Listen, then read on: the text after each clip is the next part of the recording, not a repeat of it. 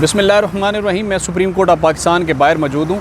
फ़ौजी अदालतों के हवाले से आज दूसरी समाअत हुई। 7 रुकनी लार्जर बेंच ने समाअत की। फ़ौजी अदालतें क्यों ज़रूरी हैं, मैं समाअत की तरफ बाद में जाऊँगा। पहले मैं ये कहूँगा कि फ़ौजी अदालतों की क्या ज़रूरत है। हमारी फ़ौज दुनिया की बेहतरीन फ़ौज में से जो है वो उनका शुमार होता है।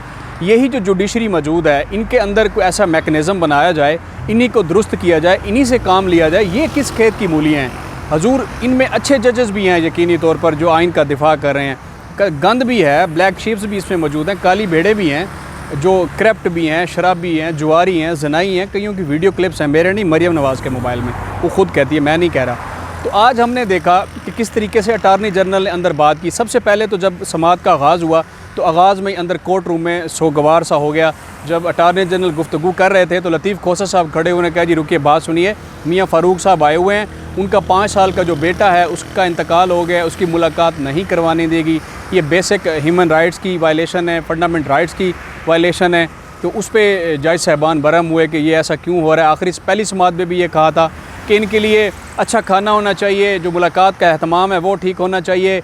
जुडिशल मजिस्ट्रेट का ऑर्डर किधर है, इनकी जो तहवील है कब से है, ATC कोर्ट जो एंटी टेररिस्ट कोर्ट है उनके फ़ैसले किधर हैं, किस जुर्म के तहत इनको रखा गया, वो सारी चीज़ें आज डिस्कस हुई। फिर प्राइवेट वकला पे बात हुई। देखें, वेस्टेज ऑफ टाइम है, दुनिया कहाँ जाती जा रही है, हम अपनी कौम को लेके किस तरफ जा रहे हैं। अना ज़िद, हट धर्मी, एक दूसरे को नीचा ऊंचा दिखाना, लेट डाउन करना। इस सियासत ने पाकिस्तान को आगे लेकर जाना है या पीछे लेकर जाना है।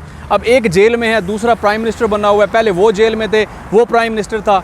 ये गंदगी गलाजत कब धोएंगे हजूर आप तो सदाबहार ताकत में हैं, आपने भी फिर इधर ही रहना होता है, हम सब ने यहाँ रहना है। मैं भी क्लास 1 ऑफिसर का बेटा हूँ, रिटायर्ड, मेरे वाले साहब हैं, हम भी तो यहाँ सर्वाइव कर रहे हैं। आपने कब कितने पैसे इकट्ठे कर लेंगे, दुनिया के किस कोने में रहेंगे। ये जो डिजिटल मीडिया है, जिस मोबाइल से हम व्लॉग रिकॉर्ड कर रहे हैं, ये उस हर बंदे का मुहासबा कर रहा है, पीछा कर रहा है जो इस मुल्क से लूट के भागा है, इस मुल्क की रूल ऑफ लॉ को उसने रौंदा है।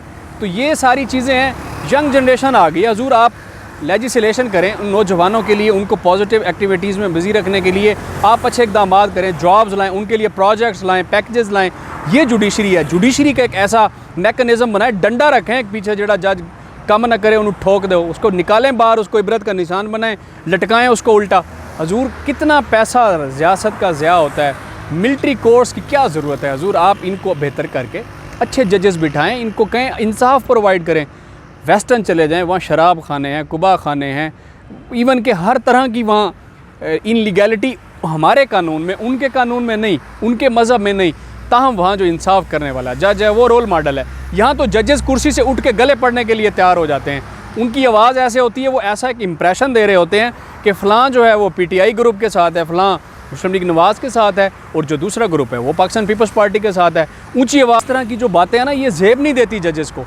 हजूर अच्छी बातें करें। आज भी हमने देखा 7 रुकनी जो हेयरिंग हुई बेंच की, तो उसमें कुछ जजेस का जो रवैया था वो हमें नहीं समझ आया कि ये जज है या कोई, मैं अब क्या लफ्ज़ इस्तेमाल करूं, कि मैं एक मिसाल आपको दे चुका हूं। और दूसरा, कब सुधरेंगे हम। अब वक्त आ गया है कि इसी पाकिस्तानी फ़ौज ने हमें रेस्क्यू करके हमारे पाँव पे खड़ा करना है। जिस तरीके से पाकिस्तान के चारों तरफ जानों के नजराने पेश करके हमें महफूज बनाया हुआ है, पाकिस्तान को महफूज बनाएं प्लीज़।